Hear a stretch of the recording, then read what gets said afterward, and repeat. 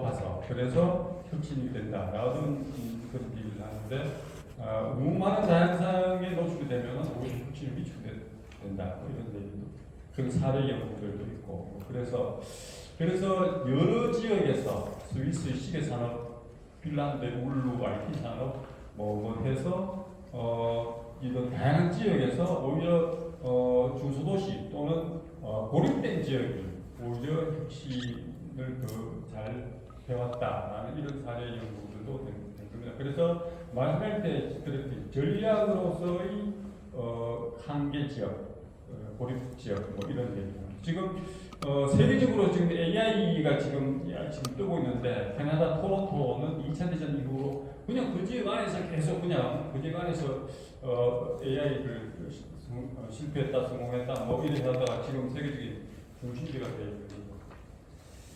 그 다음에 이제 중소도시는 삶의 쾌적함이 있다. 거대도시가 가는 것은 혼잡성이 그렇게 나타나지 않기 때문에 그래서 이 자연 친화성, 내추럴 어메니티, 산이라든가 뭐 이런 자연 편의 시설과 휴먼 어메니티, 도시가 줄 수 있는 인문적인 편의 시설도 갖출 수 있는 중소도시는 그 두 가지를 다 갖추고 있다는 거죠. 그 다음에 중소도시는 또 농촌에 대해서도 농산물 시장이 돼주고 공산품을 공급해주고 심지어 권리를 확산시켜주고 뭐 이런 농촌으로서도 중소도시가 굉장히 필요하다 중요하다 얘기를 합니다. 그래서 거대 도시는 심각하게 소득 격차를 가지고 있고 혼잡비용을 먹는 데 대해서 중소도시는 적은 투자로 높은 배수 효과가 가능하다. 그래서 실제로 제가 이렇게 보면은 유럽에서는 2000년대 이후로 인구가 상당히 증가하고 있다. 이렇게 나옵니다. 그래서 2003년 이후로 농촌 지역 인구가 늘어나고 있고 중소도시 이렇게 바뀌었습니다. 반면에 우리나라는 사실은 영국의 세계적인 16세기, 17세기 이후로 세계를 선도했던 유럽의 선진국들을 보면 우리나라하고 인구가 큰 차이가 없습니다. 우리나라 지금 통일이 안 된 남한만 보더라도 인구가 5천만이죠. 이태리, 프랑스, 독일 좀 많고 통일돼서 독일이 좀 많고 영국 한 1,000만 정도 차이가 납니다. 근데 우리나라는 다른 그런 나라들에 비해서 50만에서 100만, 10만에서 50만의 이 중소도시가 차지하는 비중이 현저히 적다 볼 수가 있습니다. 이게 지금 더 그렇게 되고 있습니다. 5만에서 10만은 지금 감소하고 있고 100만 이상이 늘어나고 있고 3만 미만이 늘어나고 있고 그러니까 인구의 양극분해, 도시의 양극분해가 된다고 있습니다.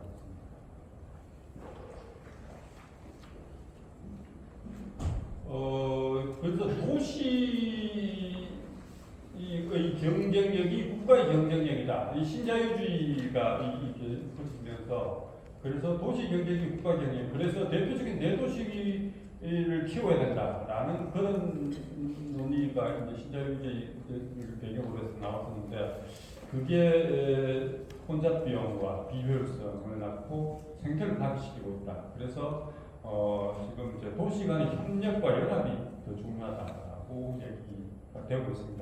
유럽에서 되고 있고 미국에서도. 그래서 미국에서도 지금 메가 지역이라고 해서 지금 이제 지금 주요국의 지금 이게 메가 시티하고는 좀 다른 개념입니다. 메가 시티는 한 도시가 중심이 돼서 그 도시가 확장해가는 게 이제 메가 시티라고 보통 개념을 얘기를 하고 있고, 반면에 메가리저는 폴리센트릭 다중심 여러 도시들이 중심이 되면서 그 다음에 중소도시 농촌이 같이 발전하는 이런 개념으로 메가리저를 얘기를 하고 있습니다. 그래서 유럽의 8군데, 그 다음에 미국의 10군데 얘기를 하고 있습니다. 이게 이제 중국의 그 영향도 많이 받았는데 미국에서 노래되는 걸 보면은 중국이 이 주광 삼각주하고 그 다음에 양쯔강 그 상하이로 시작되는 양쯔강 벨트 이걸 연결시켜서 지금 거대한 메가 리전을 만드는 걸 보고 미국이 굉장히 그거에 대해서 긴장을 하면서 미국 내각 이전을 만들어야 된다라고 얘기를 해서 10개 정도. 그래서 미국은 이때까지는 주로 이제 이 고속도로하고 비행기로 이렇게 이제 교통 체계를 해왔는데 여기에 고속철도를 깔아야 된다라는 그런 얘기를 하고 있습니다. 그래서 앞으로 메가 지역의 이 성장이 고용과 인구 측면에서 훨씬 더 빠를 거다라고 이렇게 전망을 하고 있습니다. 그래서 이런 거를 생각을 해보면은 이제 물론 이제 대전 지역, 대구도 그렇습니다만 제가 있는 대구 지역도 그렇고 대전도 그렇고 거점 도시 중심으로 발전하고 싶은데 이렇게 될 경우에 이제 이 지역 소멸이 이제 또 문제가 될 수 있으니까 전반적인 인구의 그 축소 시대에 인구의 분산 이런 것들을 고려해야 되지 않느냐라고 생각을 할 수 있고 그 점에서 제일 먼저 필요한 것이 지역의 제조업이 아니냐. 지역 제조업은 역시 이제 그 2008년 금융위기 이후로 유럽에서 봤지만은 또 미국도 지금 리쇼링을 제조업을 굉장히 신경을 쓰고 있죠. 역시 그 한 나라에 사는 건 제조업이다. 그래서 제조업을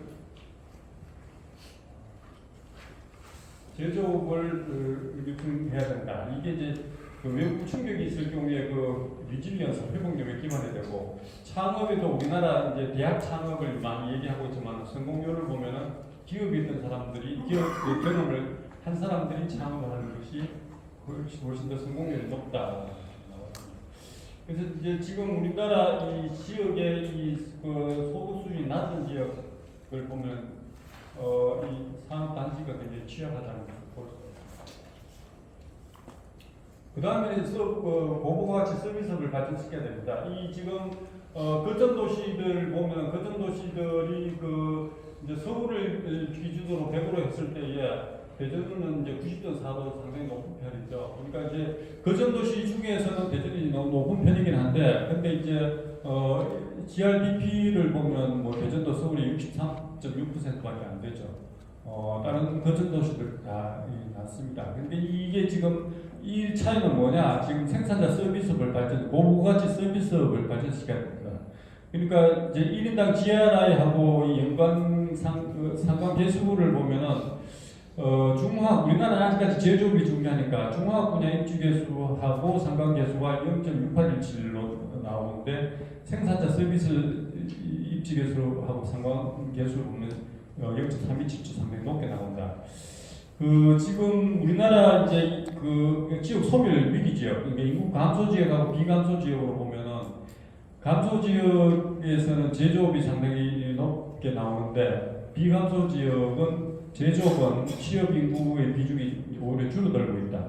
그 다음에 전문과학기술 서비스업하고 사업 지원 인대 서비스업 이 부분이 취업 인구의 비중이 높아지고 있습니다. 감소 지역도 마찬가지긴 한데, 하여튼 우리나라도 이미 제조업도 중요하지만은 과학기술 서비스업 또 사업 서비스업 이 부분의 비중이 높아지고 있다는 볼 수가 있습니다. 이제 선진국으로 될수록 이렇게 되는 거죠. 그러니까 거점 도시의 발전은 이런 사업 서비스의 발전하고 이제 앞으로 연관이 될 수 있다 볼 수 있고, 결국 그렇게 되기 위해서는 중앙의 권력을 얼마나 지방으로 분산을 하느냐, 권력을 지방 분권으로 하느냐하고 관련된 있다 볼 수 있습니다.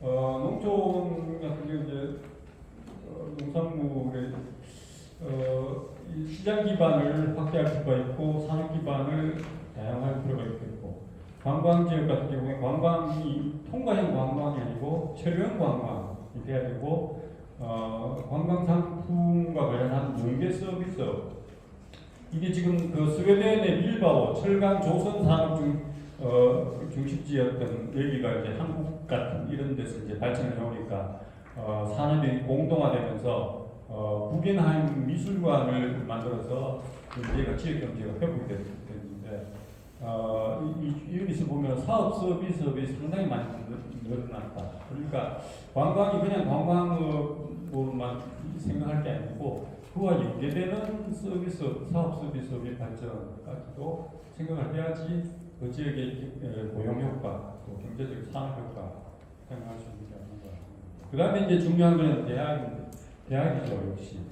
미국에서도 그렇고 한국에서도 그렇고 그 지역의 대학이 입지하는 거하고 1인당 개인 소득하고는 정의 관계가 있다는 나와 있습니다. 그 미국의 러스트벨트 지역의 지역 경제가 회복되는 지역은 대체로 이 대학과 연관해서 그래서 기술 혁신을 해서 벗어나고 있다. 근데 이제 우리나라하고 이 미국이나 유럽하고 다른 차이점, 우리나라는 서울에 대학이 집중되어 있죠. 그 다음에 그렇지 않으면 거점 도시에 대학이 집중되어 있습니다. 근데 유럽이나 미국은 1도시 1대학 정책, 그래서 거의 대학들이 분산이 되어 있습니다. 요거는 지금 미국의 아이비리그만 본 건데, 미국의 주립대학을 보고 유럽의 대학들을 보더라도 대학들이 다 분산이 되어 있습니다. 한국에 대학이 많다고 이야기를 하고 교육부에서는 계속해서 대학을 통폐합시키고 있는데 우리나라는 이 대학이 대규모 대학들입니다. 그리고 학부 중심이 되어 있습니다. 이게 왜 이러냐? 국가에서 대학에 투자를 안 하니까 등록금에 의존해서 대학이 살 수밖에 없었고 그러니까 학부 중심 대학이 될 수밖에 없었죠. 선진국으로 되면 대학이 대학원 중심으로 돼야 된다. 학부를 대폭 줄여야 된다는 거예요.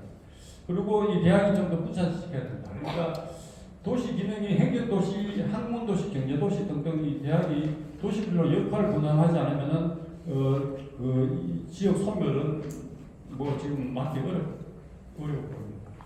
그 대학과 지역사회 관계, 유기적 관계. 우리는 지금 교육부에서 무슨 사업을 해가지고 대학을 지원하고 그 사업을 성적을 매겨서 또 대학을 지원하고 이렇게 되죠. 이게 시장 관계 내지는 관료적 관계라는 겁니다. 그렇게 돼서는 안 된다. 적어도 협조 관계 내지는 공동체 관계로 돼야 되는 거고, 그 다음에 대학 정책과 재정도 지방 분권을 해야 된다. 그러니까 지금 국가교육위원회가 있는데 거기 지금 사실 초중고등학교 업무만 보고 있는데 그렇게 해서는 안 되고, 그 다음에 지방의 각 지역별 고등교육위원회를 해서 안 그러면은 그 도지사 광역시장에 대학이 휘둘릴 수가 있으니까. 그러니까 안정적인 가버넌스 구조로 각 지역별로 고등교육위원회를 만들어야 되는 게 아닌가 생각합니다. 그 다음에 이제 과학정책하고 R&D 정책에 관해서도 좀 시방 부분을 봐야 된다. 이거는 뭐 연방국가인 경우에는 당연하죠. 연방국가는 당연한 행동으로 그렇게 되고 있는데, 연방국가가 아니라 단일국가, 영국의 경우에도, 일본의 경우에도, 각 지역별로 과학기술 계획, 그 다음에 과학기술 협의회, 가버넌스 구조를 만듭니다. 그러니까 이게 이제 왜 해야 되는가 하면은, 이제 시야를, 시점을 더 낮춰야 된다는 거죠. 그래서 그 지역의 산업이 필요한, 그 지역의 산학협력을 그 지역에 좀 더 밀착해서 하기 위해서는 지역의 과학 정책, 어떤 대학 정책이 필요하다는 거죠. 정규교권 개선에서 이제 그러니까 아까 말씀드린 대로 미국에서는 지금 이제 이런 외곽 이전에 고속철도를 놔야 된다 이런 얘기를 하고 있는데, 우리나라는 전부 다 서울로 연결시키는 종축 중심의 종축의 국토교통체계로 되어 있죠. 이 횡축의 교통체계를 고속도로는 지금 하고 있는데, 고속도로뿐만 아니라 철도도 그렇게 해야 된다고 생각을 하고, 그 다음에 농촌 같은 경우는 지금 축소 시대에 맞게 컴팩시티로 압축 도시를 조성해서 공간을 비울 때는 비워야 되지 않느냐. 그래서 공공기관 2차 이전이 필요한데, 2차 이전을 저는 그런 이런 논리적 맥락에서 또는 현실 맥락에서 중소도시로 이전해야 되지 않느냐. 기존의 각 지역의 핵심 도시는 이미 공공기관 그 부지는 다 지금 분양이 다 돼 있다. 프랑스 같은 경우에는 다 중소도시로 7차례에 걸쳐서 공공기관 이전했는데 다 중소도시로 이전했다. 그다음 지금 축소 시대를 돌이킬 수 있느냐, 이게 지금 어렵다. 유럽이 그 출산율이 1.2, 1.3 이렇게 됐다라고 하지만은 사실은 여러 가지 이제 복지제도를 잘 갖춘 이런 것도 있고 이런 것도 있는데 그렇지 않고 이제 다문화 가정 이 부분이 그러니까 그 2, 3세까지 포함하면은 프랑스는 25% 수준이고 독일은 29% 수준입니다. 물론 이게 이제 그 사회의 여러 가지 갈등 요소 이거 우리가 굉장히 신경 쓰이고 겁이 나는 건데 근데 유럽하고 한국은 좀 다른 것 같다. 유럽은 다 옛날 제국주의 하던 시절에 식민지 언어가 통해야 되니까 식민지에서 와가지고 옛날 조상들 착지했던 거기에 내가 살고 있다라고 해서 별로 전혀 우호적이지 않은 이런 그 이주민들이 와 있는데 우리나라에 와 있는 이주민들은 한국에 대해서 전혀 그렇게 생각하지 않는 것 같고 그래서 우리나라는 다문화 이 부분에 대해 불안 요소, 위험 그런 게 조금 덜하지 않을까 생각을 볼 수 있습니다. 거기에서 이제 대학을 활동할 필요가 있겠다. 유학생을 받아서 4년 동안 공부시켜서 한국 사회에 적응하게 하고 한국 사회에 취업시키고 그래서 고급 인력을 받고 이런 효과가 있는 것 같습니다.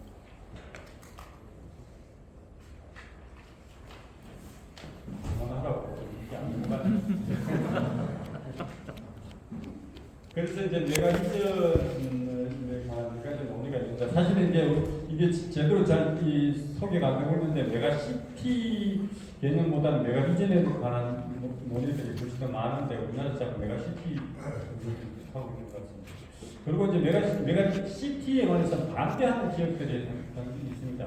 경상도 북부지방이나 경상남도 같은 경우는 반대가 있어가지고 내가 CT가 제대로 될지